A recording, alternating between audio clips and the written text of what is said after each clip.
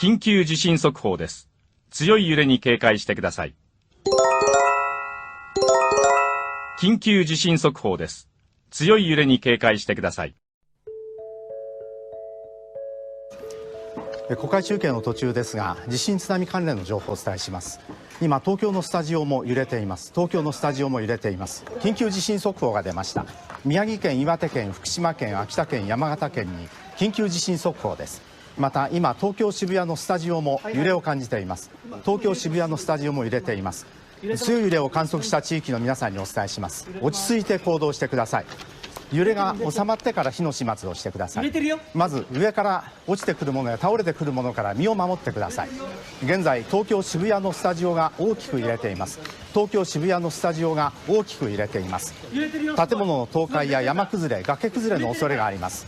上から落ちてくるもの、倒れてくるものから身を守ってください。今、東京渋谷のスタジオが非常に大きく揺れています。東京の渋谷のスタジオが大きく揺れています。上から落ちてくるもの、倒れてくるものからまず身を守ってください。揺れが収まるまでしばらく安全な場所にいてください。揺れが収まってから火の始末をしてください。 NHK では新しい情報が入り次第お伝えします。テレビやラジオのスイッチを切らないでください。午後2時46分ごろ、東北地方で強い地震がありました。震度7が宮城県北部です。また震度5弱が山形県、震度6強が宮城県中部、福島県中通り、福島県浜通り、茨城県北部、震度6弱が岩手県沿岸南部、岩手県内陸北部、岩手県内陸南部、宮城県南部などとなっています。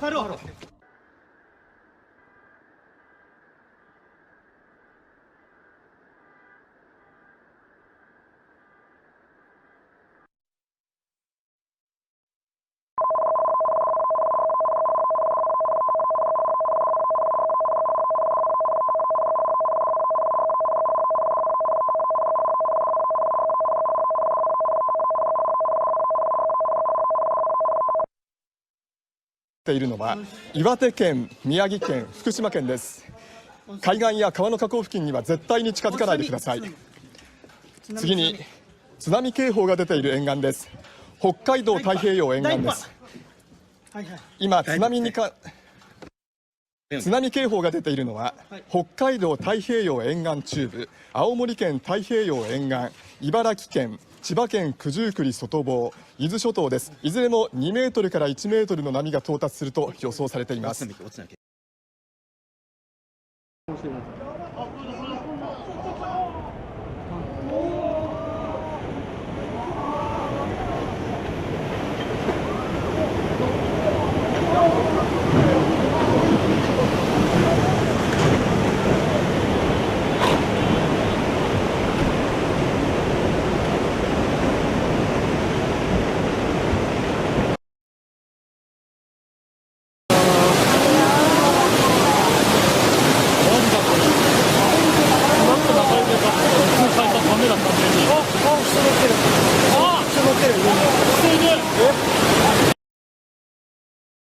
Meanwhile, on the coast, tsunami alarms blasted to the devastation yet to come. The 36-foot waves were relentless, mercilessly consuming everything in their path, pulling this house right off its foundation. And watch as it destroys an entire village while still burning fires ride the waves. You get a chilling sense of the enormity of it all, seeing this man on the back of his truck, watching helplessly as the destruction swirls around him.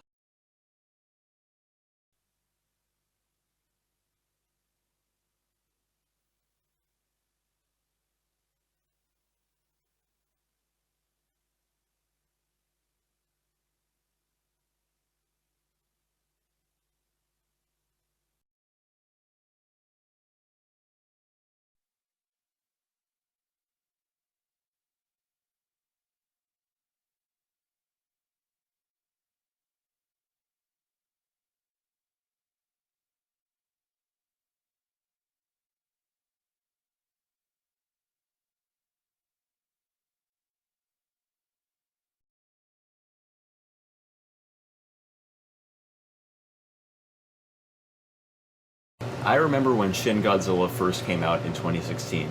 It was all the rage. People were talking about how it was the best Godzilla movie since the original 1954 film. Granted, there was also some debate on whether or not it was the best film, but there were a lot of people praising it. I remember that. And people were saying that it was one of, if not the best Godzilla designs ever. It seemed like going forward, this incarnation of Godzilla was going to be the future of the character moving forward, at least in regards to the Japanese version. I know there's the whole MonsterVerse thing. But anyways, there was countless merchandise released, entertainment attractions. Every Godzilla-related space I was in seemed to be discussing it and talking about it. Then Shin Ultraman and Shin Kamen Rider came out, both phenomenal movies in their own right. In that time, I kept waiting for the announcement of a Shin Godzilla sequel, but, well, nothing. Fast forward further, and I saw on my phone that another Godzilla movie was going to be made. But to my surprise, it was another reboot. Godzilla Minus One released in theaters, and it seemed like overnight everybody just completely forgot about Shin Godzilla. Now, Minus One was being touted as the best Godzilla film since 1954, and the best Godzilla design of all time. I went to Japan the summer that Minus One released, and all of the Godzilla merch was related to Godzilla Minus One. I literally didn't see a single Shin Godzilla thing for sale anywhere. I didn't see any posters for Shin Godzilla or any kind of art featuring him. It was all Godzilla Minus One. Now, don't get me wrong, I'm not saying that I don't like Godzilla Minus One. In fact, I love it. It's one of my favorite movies of all time. I've literally watched it in theaters 3 times. I bought a poster for it as soon as I could find one. But I've always been a bit, well, intrigued that everyone just seems to have completely forgotten about Shin. I was pleasantly surprised to see that it was going to be re-released in theaters, and I knew damn well I was going to go out and see it. It had been a minute since I had seen any kind of Godzilla content, let alone Shin Godzilla, and I wanted to re-watch it and see how I felt about it after Minus One. And honestly, I originally went into the theater expecting to make a video comparing it to Minus One and saying which one I thought was better. But after watching it, to be completely truthful, I can't do that. Like, I literally cannot do that in good faith. I think they are both equally phenomenal movies, but in completely different ways. I know that sounds like a cop-out, but hear me out. Sure, if you summarize the two movies in really simple terms, they're objectively pretty similar. Giant allegorical lizard comes up out of the water, attacks Japan, the Japanese citizens band together and kill it. Both have a lot of elements borrowed from the original 1954 film. But it's in the details that we see the stark contrasts. Let's start off with the elephant, or rather, the kaiju in the room.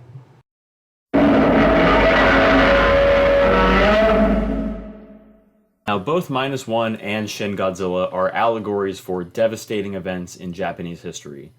But they're not the same events. Minus One, like his 1954 counterpart, is an allegory for the nuclear bombs used against Hiroshima and Nagasaki that ended World War II. Minus One Godzilla is the embodiment of war. It's territorial. It's fought against and defeated by weapons. It creates a giant mushroom cloud with its atomic breath. It's violent. It's purposely destructive. Its face is angry, almost human-like. Shin Godzilla, on the other hand, is an allegory for the 2011 Tohoku earthquake and tsunami, as well as the corresponding Fukushima nuclear power plant disaster that occurred. Shin Godzilla is a force of nature. It can't be stopped by guns, missiles, or bombs. It mindlessly tears through the city. When it first appears, it causes boats, cars, and bridges to be mindlessly torn up and thrown around as it crawls through the street. Instead of a mushroom cloud eerily similar to that of a nuclear bomb, its atomic breath and the destruction that follows is eerily similar to the footage of the destruction caused by the tsunami, the earthquake, and the nuclear power plant disaster. Then, when it evolves into something worse, smoke billows from its body. It scorches everything around it. Instead of a parallel to the nuclear bombs or just the general destruction that a city faces in war, this Godzilla represents the destruction a city faces during a natural disaster, as well as something like a nuclear power plant disaster. It starts off destructive, and just when you think it couldn't get any worse, it evolves into a much bigger problem, and something even more destructive than possibly thought before. Shin Godzilla's face is blank. It's emotionless. It's not driven by anger or territory. It's literally just an animal that's washed up on shore. A force of nature that happened to end up causing catastrophic, random disasters simply by existing. Not to mention, this thing is massive. At the time of his movie's release, Shin Godzilla was the second biggest Godzilla, only falling one place behind to Godzilla Earth. And quick side note, this is especially impactful watching Shin Godzilla on the big screen. I was sitting pretty close to the front of the theater, and during the scenes when we actually see the monster up close and its entire body, the large screen and how close I was to it really highlighted just how big this Godzilla was. Shin Godzilla isn't doing pile drivers or grabbing Mutos by the mouth and shooting atomic breath into them like his MonsterVerse incarnation, or snapping his jaws at planes and chasing boats like the -1 incarnation. He just basically walks in a straight line and leaves a path of destruction in his wake, much like, well, a tsunami. The atomic breath is also another example that I mentioned earlier, but really shows this contrast. -1's atomic breath is focused. It's a weapon. It's almost like the Death Star. It uses it to purposely cause destruction. When it's finished with its rampage, it stares at its work. Shin Godzilla's atomic breath, however, is a giant sweeping hellstorm. And it doesn't even look like it's intentional. It almost looks like it's vomiting. Hell, I think it literally is vomiting. In the movie, they basically describe it as that. It's literally just releasing the heat and energy that powers it in the first place. In a deleted scene, after it evolves into its second form, it pukes up a bunch of blood in a shot that's eerily similar to the atomic breath scene. I can't bring myself to say which Godzilla I think is better, because, well, what they represent are just fundamentally different. -1's Godzilla represents disaster brought about by humanity's worst elements in warfare. Shin Godzilla, on the other hand, is about a disaster brought about by the forces of nature itself, and the movie mainly focuses on humanity's response to said disaster. Now, on that note, in addition to Godzilla, we have to talk about the other big parts of both movies, that being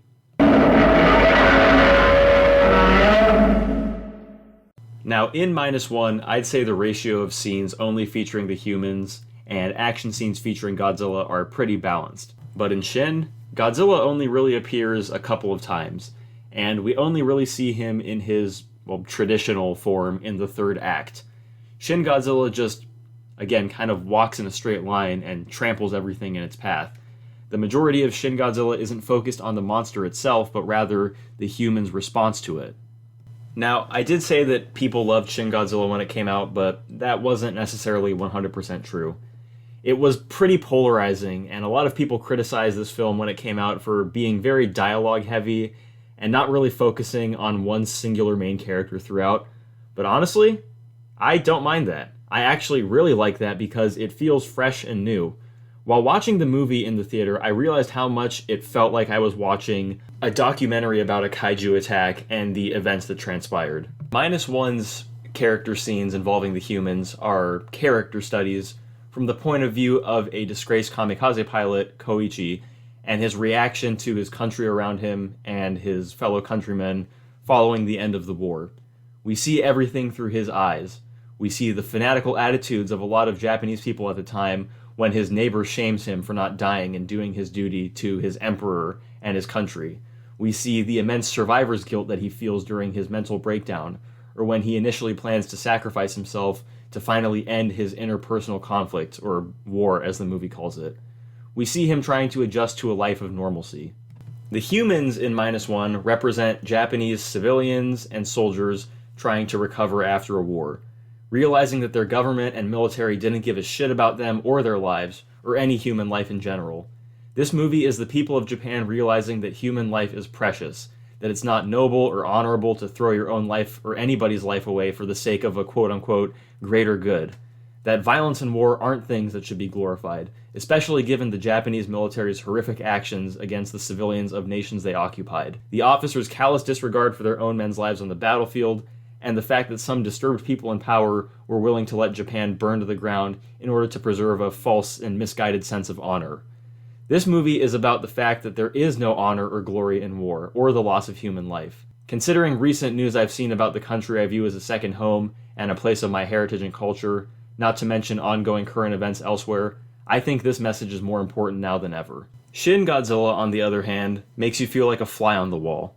Instead of a narrative story using a character to represent the feelings of many individuals, this movie is shot and paced like a camera crew documenting many different individuals in positions of power reacting to a catastrophic event. And with that in mind, while -1 feels like Japan reflecting on its past flaws, Shin Godzilla feels like Japan reflecting on its present flaws. I mentioned earlier that Shin Godzilla is an allegory for the tsunami and earthquake, as well as the nuclear disaster in 2011, and it's definitely not subtle in this movie. Aside from the destruction, the politicking is also essential to the story and shows what it represents. While tsunamis and natural disasters are inherently dangerous on their own, a lot of the damage and loss of life occurs due to mismanagement on the government's end. During Hurricane Katrina, a lot of the devastating flooding that occurred in New Orleans was due to the water levees being poorly designed. A report in the official journal of the World Water Council concluded that the flooding could have been prevented had the Corps retained an external review board to double-check its flood wall designs. In addition, preventable loss of life occurred due to poor logistics on FEMA's end, an extremely delayed order of evacuation, and just general poor evacuation planning as a whole. 6 years later, over 6,000 miles away, similar consequences due to poor government response resulted in catastrophic damage to Japan. Now, in all honesty, the tsunami itself isn't exactly comparable to Katrina. Japan strictly enforces its civil engineering to protect against known natural disaster threats like earthquakes and tsunamis, as well as evacuation procedures, and they're known to be pretty strict about that. The nuclear disaster that followed, however, is an eerily similar situation to Katrina. In an interim investigation, it was reported that there was a scene of harried officials incapable of making decisions to stem radiation leaks as the situation at the coastal plant worsened in the days and weeks following the disaster. This almost perfectly describes the opening of Shin Godzilla, with the central government arguing about what exactly the first anomaly, a giant burst of boiling seawater, was. Precious time that could have been used on more productive things, like possible evacuation plans, are instead wasted bickering over whether or not it was a volcano, a sea monster, or other possibilities. In fact, a lot of the scenes in this movie involving humans often involve scenes of bickering and red tape.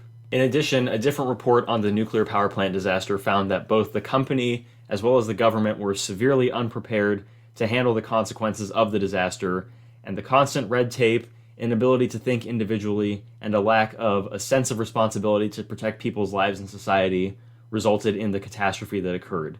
The power plant disaster was so devastating because the government, A, wasn't prepared because they thought that nuclear energy was completely safe and didn't take any kind of precautions based on science, and B, couldn't even come to an initial agreement that it was a nuclear disaster in the first place. No one in power bothered to listen to a team of scientists who, only a few years before the tsunami, were freaking out when they realized that the geologic record of tsunamis could reach further inland many times over, but on a completely rapid timescale, in addition to the fact that, again, the nuclear power plant was not designed with the proper safety precautions in mind. In Godzilla -1, the problem of Japan and humanity as a whole is its disregard for human life in times of conflict, general violent tendencies, and dehumanization.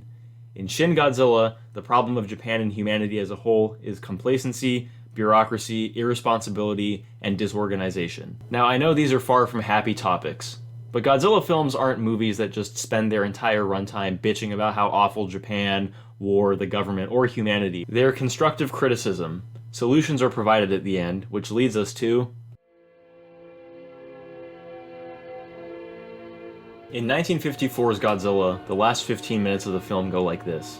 Dr. Serizawa, a scientist who created a device to destroy Godzilla at the cost of eliminating all life surrounding it, destroys all of his research on the weapon. Not because he's concerned that it will end up in the wrong hands of a specific nation, but that the wrong hands are humanity, any hands.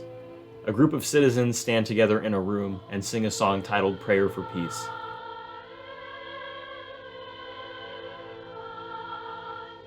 A poignant and almost haunting song with lyrics that translated to English say, "May we live without destruction. May we look to tomorrow with hope. May peace and light return to us. Our hearts are filled with prayer." It ends with Serizawa sacrificing himself so that any and all knowledge of the oxygen destroyer is purged for good, and a warning that if nuclear weapon testing continues, another Godzilla could appear. -1 ends in a similar way, albeit a little bit differently.